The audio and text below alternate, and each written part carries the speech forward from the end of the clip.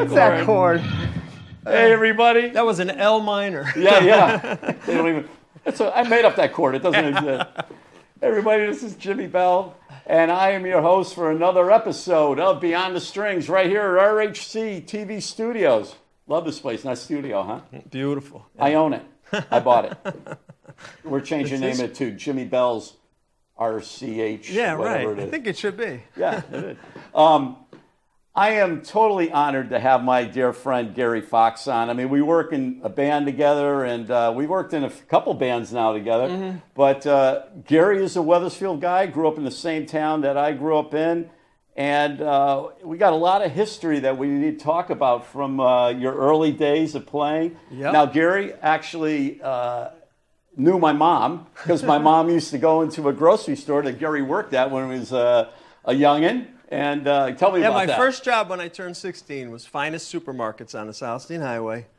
Started out as a bottle boy, but I worked my way up to service manager, and I would proof the checks. And your mom would come in, and I saw Belle, and I think I asked, "Are you Jimi Bell's mom?" "Oh, yeah." And then, if it wasn't for that, I would have known, because every time she came in, she bought a case of Aquanet hairspray, 12-pack. A whole case. Unbelievable. Like every time she was there. Yeah, and we had a joke. I said, "I know who that's for." Yeah, my son. She took good care of me. She made sure my hair was out like this. She never said anything weird about it. Even back then in the 80s, it was like my hair was out like this. Yeah, right. She just, knew I was You whacked had the best, anyway. greatest hair. Oh, yeah. Well, we always did. Back then it was funny. So tell us, now you came from a musical father. I didn't even know that he played an instrument. Yeah, so he go still ahead, tell me does. about that. Yeah, my dad plays piano, so I grew up from the time I was an infant listening to the piano. He played by ear. He played classical, but he also did some jazz like Gershwin and Billy Joel and Elton John. Like in the 70s, he was the piano man. He played, he would do gigs, with a piano bar when it was just him with a tip jar. Like really? Piano man. There was a place in Vernon called Free Spirit. Oh, yeah. You remember that? Free Spirit. My dad used to play. That lasted a long time. Yeah, the Free Spirit up in Vernon. He played piano there at the piano bar. No. What was the first thing your dad ever taught you? Oh, yeah, right. So, first, I was about 5 or 6. I started learning to read music and classical music. It was really freak. I did for about a couple months, stuff like that. And although I love that song, I wasn't into classical. I wanted to play boogie woogie like what he was playing. Yeah. And so he showed me a blues scale. It was left hand was this. I must have been 6 or 7. And he said, take the right hand and play these notes. Up and down the scale, So I just, and you just improvise. So I loved making my own songs. Especially blues, boogie and blues, So. You do like doing that, because I know that even in when we're messing around, either at sound check or rehearsals and stuff, you go off on little tangents. Especially at sound check, you'll take the time while they're checking all your keyboards and play all these really cool things, and they're always like a little different. Even the solos in Beyond Purple, they're not note for note. I improvise. Well, no, you do too. And that's what neither do I. And that's what what makes the band special. But we'll talk about that. Right. So tell me, what was the first band you were ever in? Okay, so I'm about 8 or 9. I had moved to Wethersfield when I was 7, and I met who became my best friend, Mark Hunter, and he happened to be a drummer. So we're 10 years old, maybe 11. And we recorded original songs. I wrote the songs and I sang. That's crazy. And he played drums. I played on my father's Baldwin Acrosonic piano. We got a microphone and a tape recorder, and I actually have a recording of it. Oh, no kidding. It's called I Wanna Rock and Roll. My voice isn't changed. I'm 10 or 11. It's mid-70s, and hopefully they can play some of that. We'll see. I brought a CD, but who knows if CDs are even a thing anymore. Yeah, you don't. But so band was called Illusion. Okay. And that was just me and Mark goofing around. But then, fast forward a few years when I got into high school. Well, before high school, middle school, speaking of Wethersfield, in middle school I played with Jeff Pitchell. Oh, you did? And his brothers Jay played drums, and Wayne Simmons. I didn't even know Jay played an instrument. He played drums back then. And was he crazy back then, too? Yeah, okay. Well, the Pitchells are great. Yeah, I love them. It was fun. I mean, we were young. I mean, I wasn't driving yet. My mother would drop me off at his house, and I'd bring my keyboards. That band was called Sapphire. I think I remember that, actually. Do you? Yeah. Yeah. And so that was like middle school. But then when I got to high school, Weathersfield High School in the early 80s, when I was there, had a rock band called Onyx. Yeah, I missed that whole thing. I graduated in '76. So. Mr. Sales, Jonathan Sales yeah. was a teacher. He was a guitar teacher, and he was an incredible musician. I remember he could play keyboards, guitar, bass, drums, and he would sit down, listen to something, and he had the ear, a really good ear, but he taught me a real lot. And we played gigs all over the state of Connecticut. Yeah, Avon Old Farms, high school dances, all over. When I heard about, Onyx, Yeah. I was just like, I can't believe that they didn't have this should have had offered that when you were there. when I was in school, Yeah. because that would have been like Yeah. the most perfect thing for me to really Oh my God! You develop would have loved something. it. Yeah, it that was was so really good cool. for all of us that were in Onyx to get the experience at like a young age, 15, 16, 17. We're playing gigs and we're making money, and the money went to record albums. We did a couple albums. Yeah, you did. You did see. Yeah. Yeah, original songs. I had one of my songs on the second album, which is great. So yeah, it was awesome. A great experience. Here's something about you that I don't know if a lot of people know. Obviously everybody that knows you knows this fact, but you are an amazing talent, but you play like a lot of different instruments. First off, you have an incredible voice. You can play keyboards, you play bass, you play guitar. Is there anything else that I missed? A jack of all trades. What do they say? Master of none. That's not true, because I don't know. Well, thank you, Jimmy. Thank you. No, you play bass like really, really good, and it's just so funny. I gotta fast forward. I know. All right, I know. We'll fast forward. When we talk about when we were changing bass players, and we had gotten Brian in the band, Right. and then Wendy said, "Why did you think of Gary?" And I go, "I forgot Gary played bass. I'm so used to him being a keyboard player." Right. I love playing bass. Well, let me tell you. Let's go to that story. Well, no.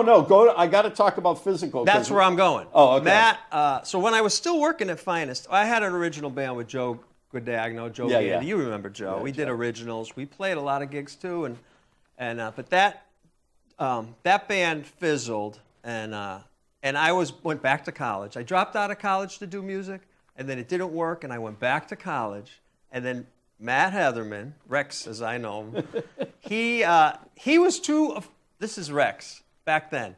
He couldn't go into the grocery store. Like he physically couldn't, he was afraid to go in. He knew I was working there, so he had Mario come in his car and then go ask Gary to join Physical Graffiti. Because they lost their bass player. They had a tour, and Mark. So wait a minute. That's what I wanted to ask you. Yeah. Physical was a band before me for a year or two. Okay. Eamon Cronin here's was the original drummer. Now let's talk about Eamon, another Weathersfield area guy who did Riders on the Storm, the Doors tribute. And Jeff, we didn't mention, started with Texas Flood, the Stevie Ray Vaughan tribute. So Weathersfield. Jeff was in another, wasn't Jeff's band before Texas Flood? Wasn't it called Duck Soup? Oh, yeah. Ducky Soup? Yeah, Ducky Soup. Ducky Soup, right? That's when I first saw Jeff, and I saw him doing Stevie Ray Vaughan, and I was at the Bridges, and I was watching him. And when he got done, I said, Jeff, I did say this. He'll probably never admit it. But I did say, Jeff, you got to do you should do a tribute. Stevie Ray Vaughan tribute. Right. You're amazing. He had the hat. Yeah. And everything. He was wearing that whole thing back then. He's fantastic at the Stevie Ray stuff. And then shortly after, when Stevie passed, he went and did it. Yep. Hey, listen, before we get into Physical Graffiti, I want to take a quick break and do another episode of Inside the Gig Bag. We'll be right back at you.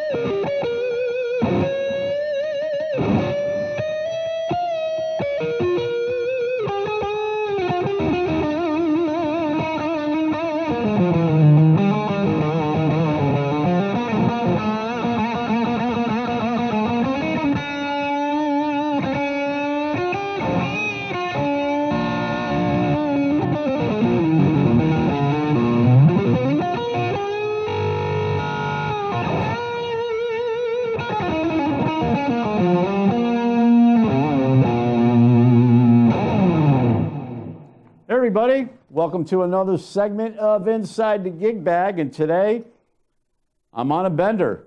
Yes, I am. I want to talk about the bends, man.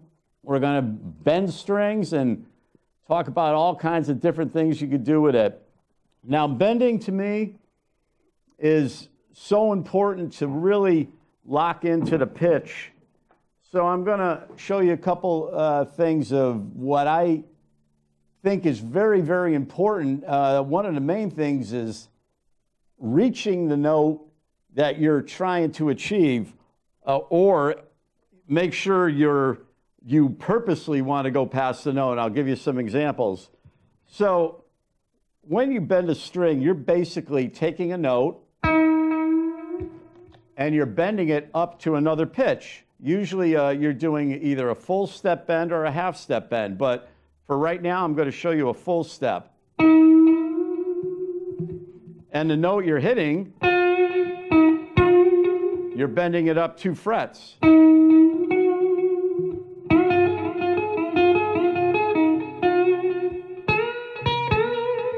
Now, the one thing, it's very important to reach that note, because if you try to bend something, and especially if you're doing something like that, you don't want to go, you gotta, or you don't want to go, you don't want to go past the bend either. Now, there are definite situations where you will overbend a note, and I will show you that right now. Like you could go like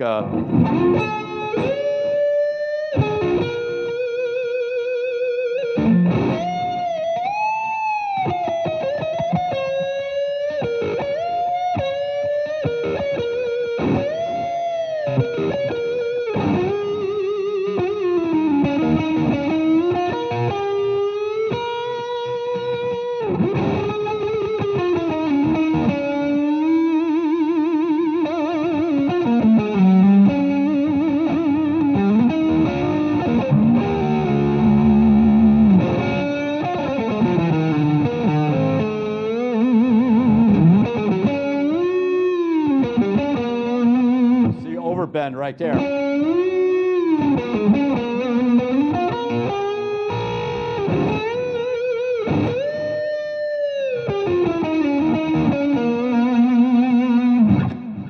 So there are times that is very, very effective, but some of the other ways that you could do a bend instead of just pulling up is what I like to do a lot is I take my first finger and I pull back to the notes. So here's, let's take, for example, here's the, I'm actually don't know what this guitar is tuned to right now, but let's just say I'm playing in a C blues pentatonic. So here is the F note.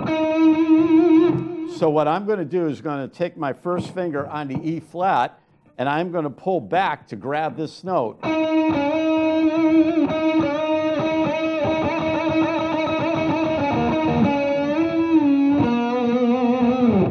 Very, very effective. Now, when you get up on the higher strings, obviously you can't go. You'll fall off the frets, so you have to go.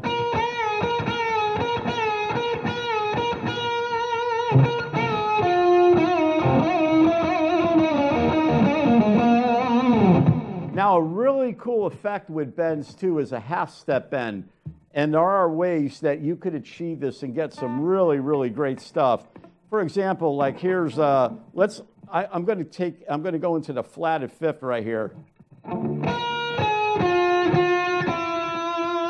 There's your flatted fifth.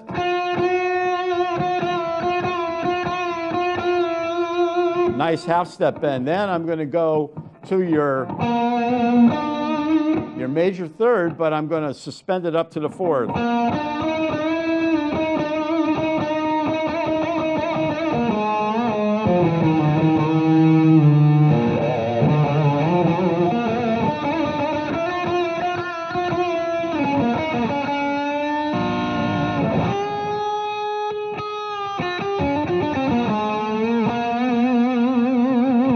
Another very cool thing to do is you bend up. There's certain notes that you can bend up, and then you're going to just tap the next note with your pinky like this.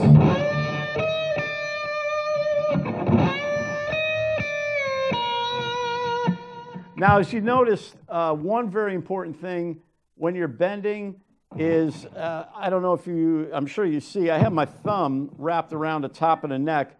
You're achieving a lot more pressure on the string by doing that. Obviously, like when I'm doing scale work, my thumb is behind the fretboard like this because you want to achieve as much reach as you can. But when you go into the bends,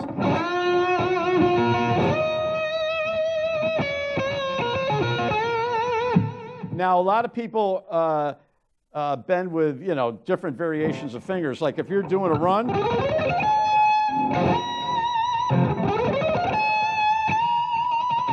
you could actually bend right up with your pinky.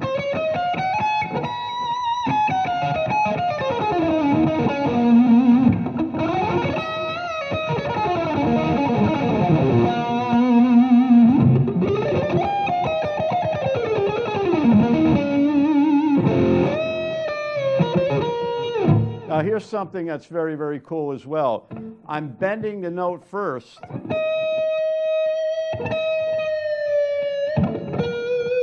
Then I'm letting it down. So in other words, I'm not going. I'm pre-bending.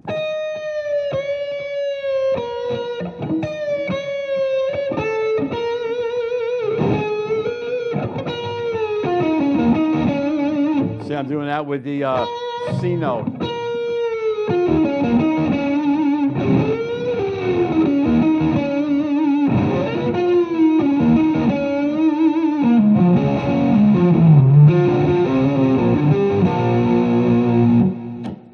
So there is like some really cool things you can do with a bend. You also, you can either bend a note or do it with a slide.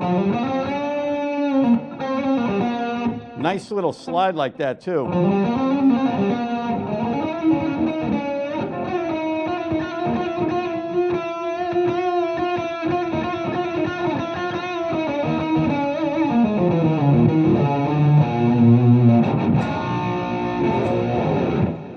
Anyways, thanks for watching another segment of Inside the Gig Bag. All right, welcome back, everybody. I'm here with Gary Fox. Do you like to be? Is Gary Fox? Okay, okay, I didn't know because it's Gary. You got a long name. Yeah, no, just Gary Fox. Okay. I am a junior, so my dad is Gary Fox. I'm Gary Fox Jr., but I just go by. All right. Gary Fox. So let's talk about physical graffiti. Now, I'll tell you what is amazing about physical graffiti. So even obviously they were together before you even joined. A year or two. Yeah. So what's amazing about that band, which is so relevant for today, is that Physical was literally one of the first tribute bands that I was ever aware of. Now, you told me about, was it Satisfaction or something? No, the Blushing Brides were out of Canada. They were the first big tribute band doing the Stones, and Maurice is the singer, and he still does. A great Mick Jagger. Yeah, they were together, but as far as... Yeah, there wasn't a thing back then. No. It was not a thing like it is now. Yeah, and honestly, you had Physical Graffiti, and then shortly after that, Miguel with Back in Black and everything came around like in 1990 or 89. And well, that tribute band stayed a long time, but you guys were together. It's probably 40 years, 85 with Matt and Doug, and they had Mark and Eamon on drums. Mark played bass, and then so when Matt asked me to join Rex, I said I don't play bass. I play a little bit of guitar. I can't. John Paul Jones. How am I going to play that? And he said, listen, we'll do mostly keyboard songs and we'll do the easy bass songs. Just learn them. And we'll see what happens. We're going out on a tour, New Jersey, Pennsylvania. We got 6 gigs. Can you just do that? You don't have to join the band. Who was booking you that they put you on a tour like that? I don't. Mike Tosta, J. Michael Productions. I remember Mike Tosta. Yeah. J. Michael Productions. You're bringing back names, man. Mike Tosta, right? And I'll tell you a story about him in a second. But so I didn't think I could play the bass. I didn't have a lot of confidence, especially when I was a kid. I was shy. I'm still learning to. Finally getting a little bit of confidence, especially playing in a band with you. Well, listen, dude, I'm the same way. I get nerves insecure sometimes. I was weird. like I said, when we just did our Mohegan show. Amazing, that was so much fun. I mean, I was like the night before, there was some stuff going on, but that little bit of whatever it was running through my head the whole time, and I didn't sleep the whole night. So it's like, I think I've always had that. Jimmy has such an ear. He hears, we'll play a whole show, and after the show, he'll say, Brian, the third verse in this song, you hit one wrong note, he'll point at me. There's one, but you're right on. You hear it all, and you make us better for that. Well, listen, I'm not picking out the. No, you're not doing it because I make more mistakes than you guys all night long. The best thing about this band is, and this applies to life, not just music. You make a mistake, something goes wrong, you can go down and wallow in it, or you can laugh it off and just keep going, and that's the key. And that last gig we had at Mohegan. So much fun. Yeah. And people in the crowd know when you're having fun. They sense it. And you can't fake it. You can't fake it. And the thing about we're going back to physical because there's everything I want to talk about. But no, I'm just saying, seeing you touched on that, what's very important is that, I think when we were younger and it seemed like there was a lot of pressure. There's still pressure, but we used to really worry about, and sometimes we'd be playing in a band with other individuals that if you made a mistake, they would flip out. Really. So there'd be a lot of tension in bands.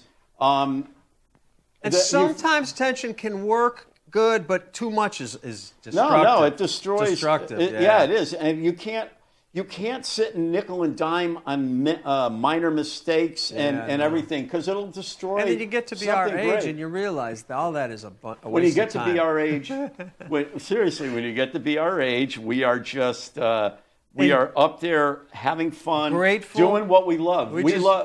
You and I are. Well, look, I'm older than every musician there is out there. So. But I mean. I've been doing. No, Brian's actually older than you. A couple weeks older. Is he? Yeah. Well, anyways, I can make fun of him now. Yeah. I'm going to have Brian on the show, and that's all I'm going to talk about is how much older he is than me.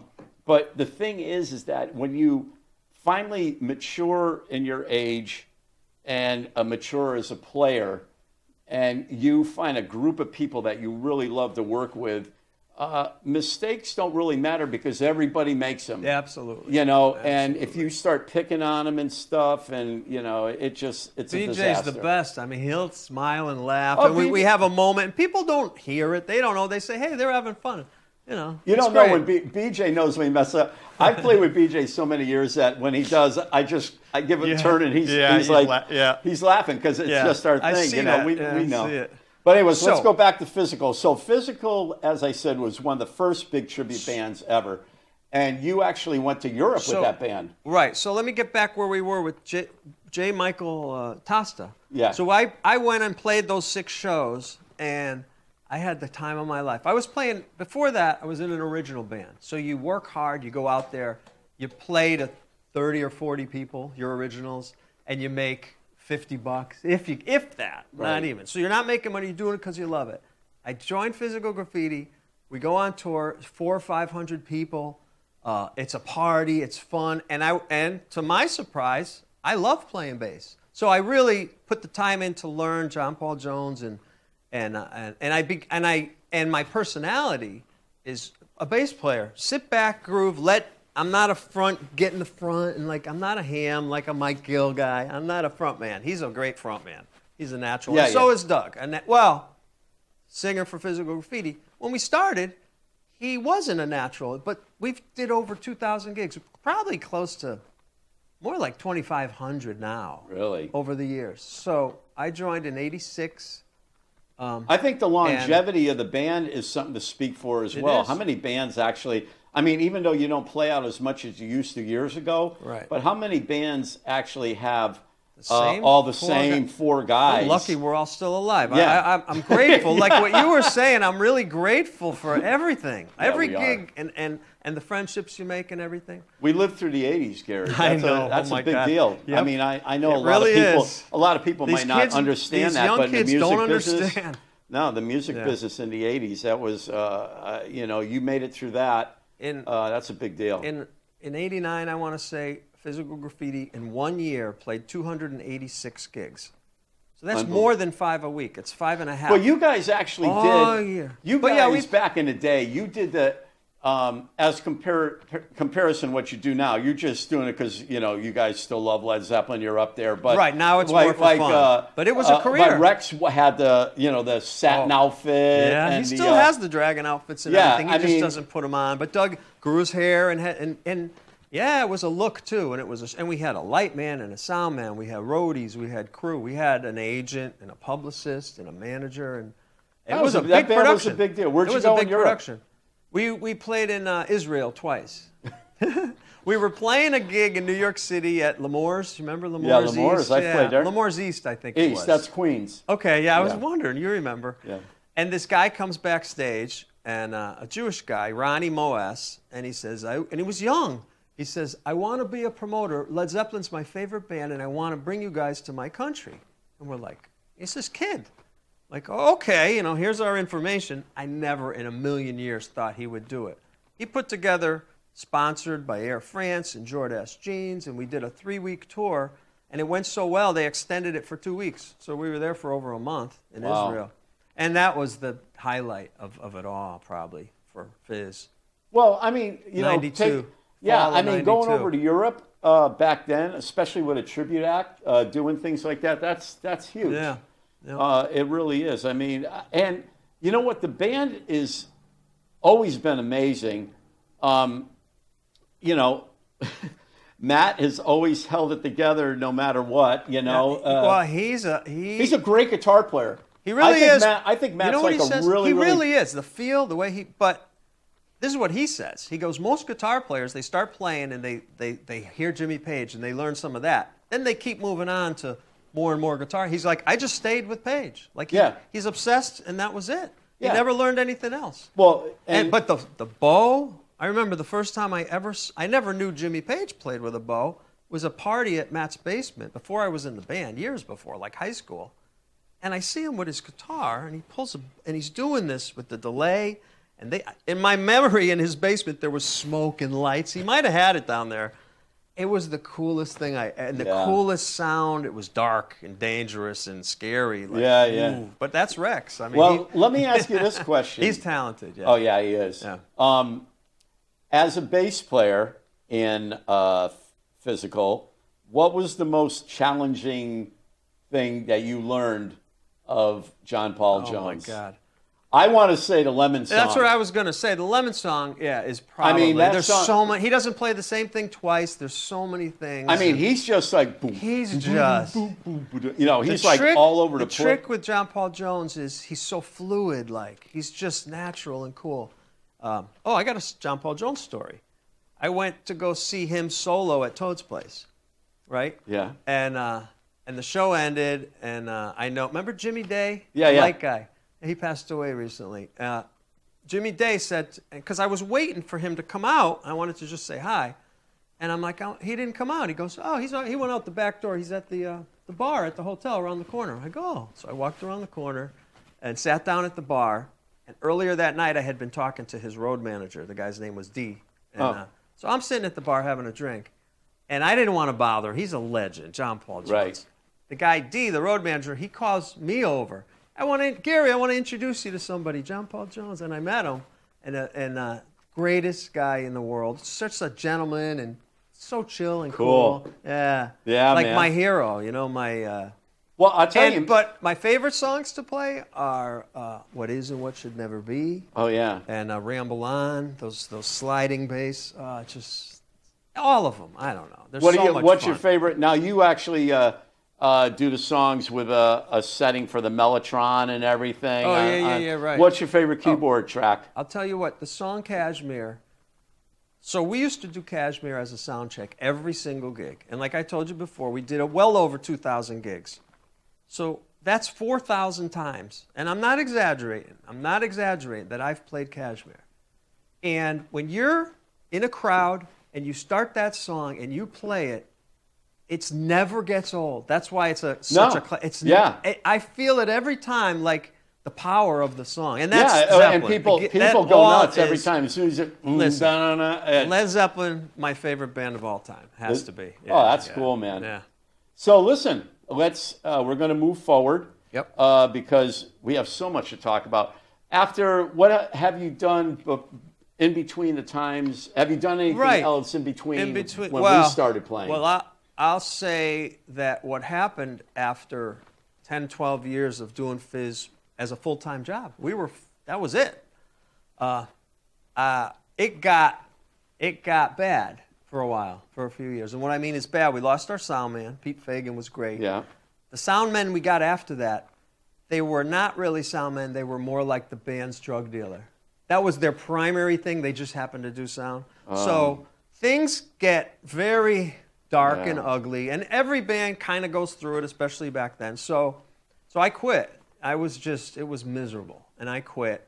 And then Doug quit, and the band kept going with some different changes for a couple of years. And then a friend of ours, Rob Vaughn, remember Rob? Yeah. Passed away, and they asked Physical Graffiti, the original four guys, let's get together and play a show. It was a benefit for him. Right. In Hartford on Brainerd Road, that club. Yeah. We set up they had a Airport flatbed, Airport Road, Yeah. flatbed truck, and we did this show for him. And here's another story that I just thought of. So we do the whole show, and we were of course going to play Stairway to Heaven and dedicate it to Rob. And people kept asking for it, and they had his pictures there, and everybody was friends with him. It was a beautiful, clear night, and we're playing outside, summertime. We started playing Stairway to Heaven. Matt starts it. Doug starts singing it. And a downpour out of nowhere. It just started pouring on us. It was like a sign. I mean, yeah, it was like a sign from heaven. I mean, Wow. I don't even believe in those things generally, but it was a moment. Wow. So anyways, where was I? So that got us back together because we had taken a few years off. Okay. And so those few years off, that couldn't have been all that long ago. I mean, well, that was a while ago. But now, but we got back together. I say we got back together, but we don't even have an agent or a manager. It's just the four guys. You just it's just play people whenever say, you can. "Hey, you want to play here? Yeah," or whatever. It's really just for fun now, you know. So let's talk. I want to talk about. So let's move forward. Yeah. No. Well, I want to talk about you and I getting together because that's a very cool thing. We were putting together a Bad Company band. Yep. And your name had gotten brought up, and I said, "Oh, definitely this would be good." Especially because for Bad Company, you were doing. Do you remember? That was fun. Do you remember the intro to Bad Company? Dun, dun. Oh, geez, yeah. Oh my God. That's it. What the? It's an E. That's E. Oh yeah. Yeah. There we go. I love that. Oh, that's right. It goes back. Destiny, always on the run. I'm so horrible with lyrics that's too. great. I get No, the that's lyrics great. all wrong, but it comes. You don't remember it, and then it just comes back. Well, to you. the thing is that That was fun, that band. That was fun. It was great, and that's where we started working with Brian. Yeah. And of course, we had Mark Zito. It was actually, it's kind of weird, but it was Beyond Purple, but with Wynton singing. Yeah, right. It was. It wasn't planned out like that. Right. And then, it ended up being that. Yeah. So that was. But that was fun because I got to play some rhythm guitar with you. We did a couple double leads, which was fun. We did, and can't get enough of your love. We did the double lead. That was a blast. Yeah. You did a lot of great keyboard work and Running with the Pack. Yeah. That was a great keyboard thing. Paul Rogers is a great piano player. Yeah. When he sits down and plays and sings, he's great. He's just got that soul. He just oozes music. Like there's just something about Bad Company I absolutely love. I know. Oh my God. It's like their whole music is like. Oh yeah. Wow! I forgot that. Yeah. Get up in the morning and it's just another day. Pack up my belongings, I got to get away. Jump into a taxi and the time is getting tight. I gotta keep moving, I got a show tonight, 'cause I'm moving on from town to town. Moving on, baby, my feet barely touch the ground. I love it. That stuff is, those songs from my decade's 70s, and I don't know what it is. I love anything from the 70s. I love the 70s too. I mean, you're 70s, but you're also 80s. Yeah, I was more 80 because I went with the whole spiked hair thing and all. Yeah. That's because the guitar playing got more wilder in the 80s. Yeah. Like, Well, right. It's simple in the but But you still, can do it all. First of all, you do it all. You can play country. I mean, you do everything. Well, you do it all. My influences, like I said, are all blues influences way back. Johnny Winter was my main guitar player back then, and then of course I discovered Richie Blackmore. Right. And then Al Di Meola is where I learned all my fast picking. But like even back in the in '68 or '69 when Woodstock was there, my favorite thing on there is "I'm Going Home" by 10 Years After, Alvin Lee. Yeah. Or Sly and the Family Stone. There's a new documentary coming out. Yeah, I can't wait to see that. Yeah, me neither. Can't wait. It was just like everybody was saying, talking about Jimi Hendrix and Woodstock, and he was absolutely phenomenal, but. You got to remember, there was 10 years after the Who, Joe Cocker, but Sly was just killing it with down, You mentioned Johnny Winter. I got a quick story. The original band that I was in, Jay Gandy Fox, we wore spandex, we had hairspray, and we were like a combination of Journey and Bon Jovi, love songs, ballads, and we got a gig at the Agora opening for Johnny Winter. And talk about the worst. It's combination. Like, oh my God. So we're up there doing that stuff. And this hard blues crowd, I'm looking out there and they're looking at us. They started throwing beers at us. Yeah, they couldn't wait for you to get up. And here's another thing. I understood that it wasn't us, it was the wrong fit. Yeah, well, let me tell you something Prince about got booed off the stage at the Stones when he was, at a Stones show. Here's the thing about concerts back in the 70s. I can't tell you how many concerts between Dillon Stadium and Cold Park that I went to, but they didn't pair the bands good. Yeah, not it was like just they do whoever. now, Like right. it was just whoever. Like I remember seeing the Eagles, Edgar Winter, and Yes. Oh, that's together. crazy. So I mean, that was like spectrum of music. It's kind of cool if you think about it. It is, but if you're looking for to try and keep things all in the same genre of music, I mean, it's not like putting Poison in front of Motley Crue or something. Yeah, right. That fits. Where they started doing things like that.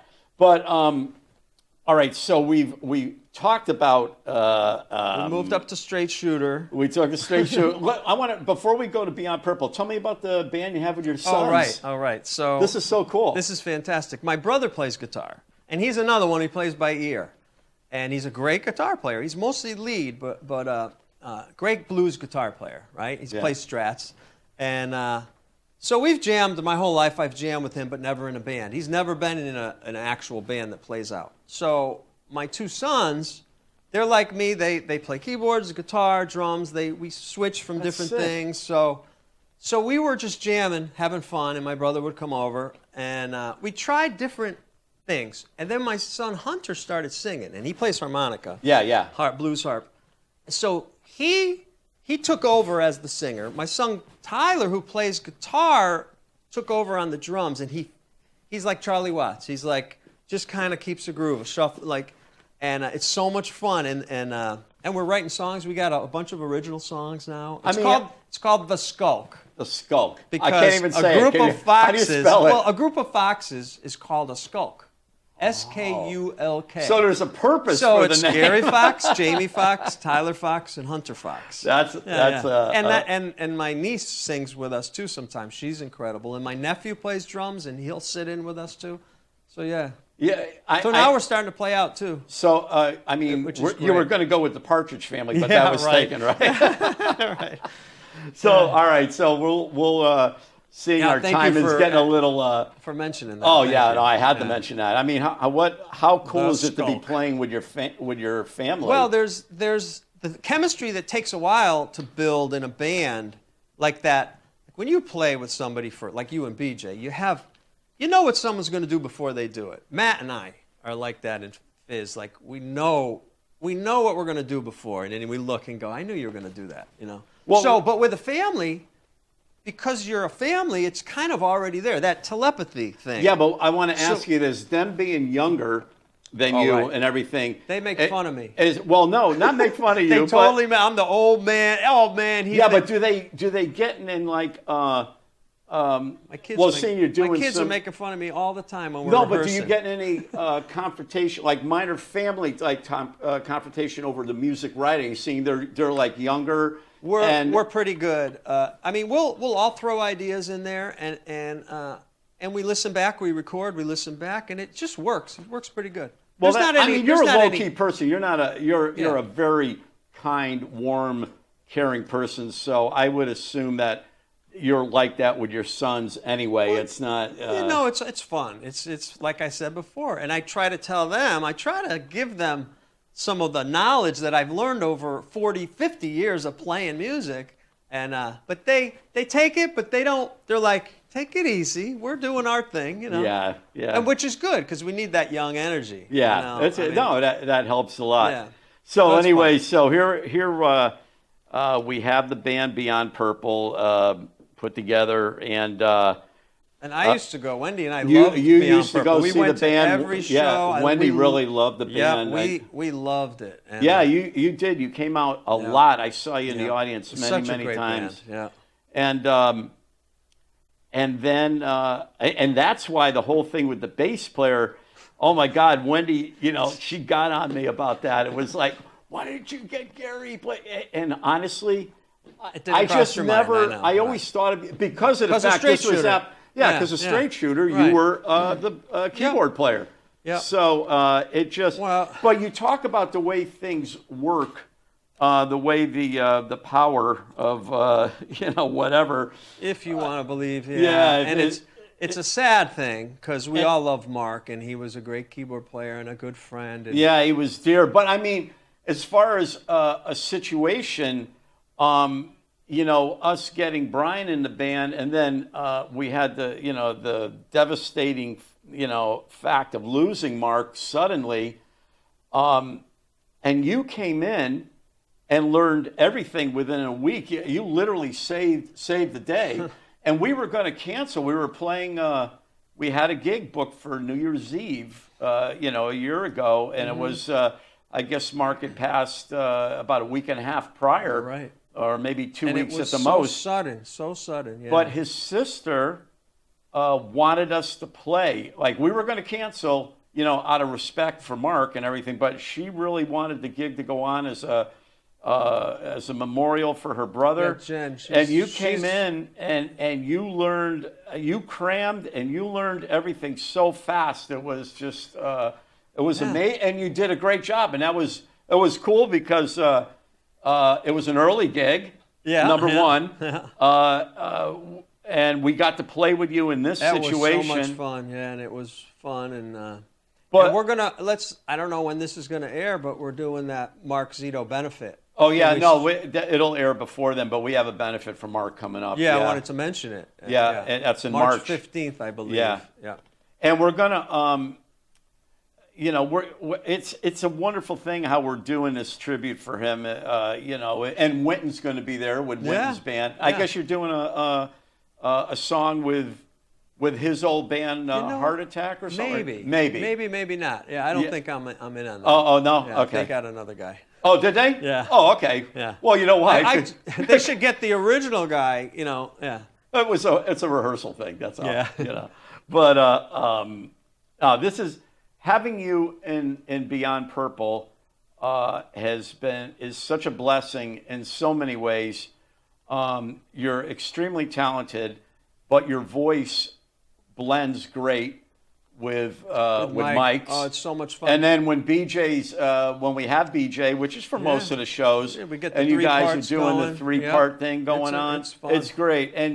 And the more gigs that we have done, you just keep progressing more and more. It's only going to get better and better. Yeah, and we got to introduce songs that we wanted to do prior, like Lazy, and it's like you actually learned the whole you know, like the intro and everything, which is, you know, in my mind, I would have been just happy to do the song, to play it, and then, you know. Well, that was my favorite Deep Purple song of all time. And I've always been a piano player. I like piano and organ, like the Doors organ. I'm like, it's cheesy sounding. Yeah, cheesy. Yeah, it's I mean, I liked, obviously loved Keith Emerson, Rick Wakeman when I was young. They were, you know, but I could never get to that level. But John Lord's distorted Hammond is the coolest thing ever. The sound and what he played, and nobody else really played like that. He used to, rock the Hammond. Yeah, I don't even know how he did that. I mean, how do you pick up a Hammond? It was on some kind of thing. I saw him at Toad's place, and he was rocking it, and the whole thing fell over. Did you see that gig? Oh, no. Yeah, it fell over. Not Toad's place, at New Haven Coliseum. Oh, really? New Haven Coliseum, and the whole thing fell over. And the roadies come out, and they lifted it up, and the B3. Oh, if it was at New Haven, I saw it. Yeah, the Hammond didn't work after that, and they had, like, his synthesizer. He used the organ.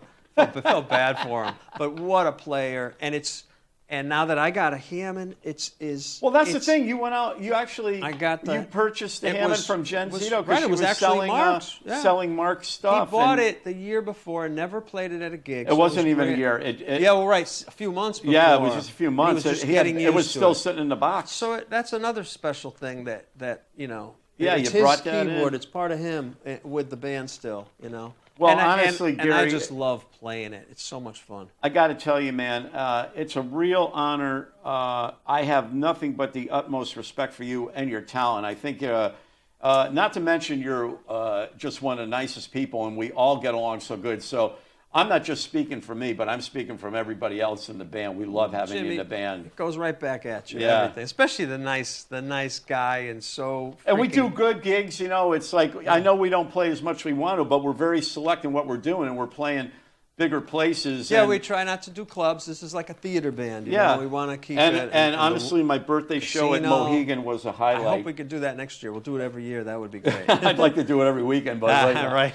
Well, I mean, that was just insane. The place was sold out. The people didn't leave. They were all around the perimeter. We had another show at the Danbury Ice Arena that was incredible. Oh yeah, big screen. I mean, an arena.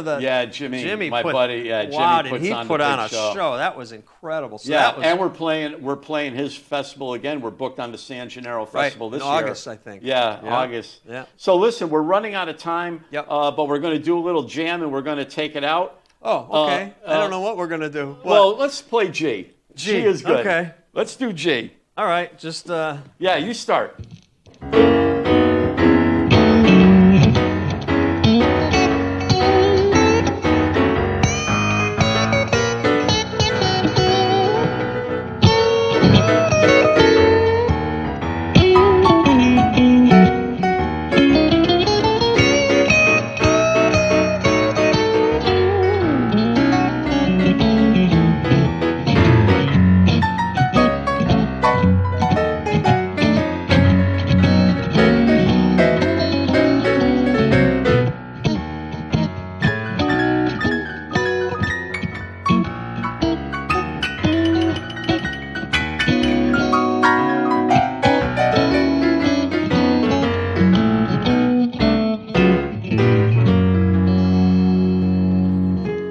Gary Fox, you're amazing. Thank you so much for being Jimmy, on the thank show. you. Hey, everybody. So much fun. Yeah, so much thanks fun. for tuning in. Jimmy's the best. And we will see you next time right here on Beyond the Strings.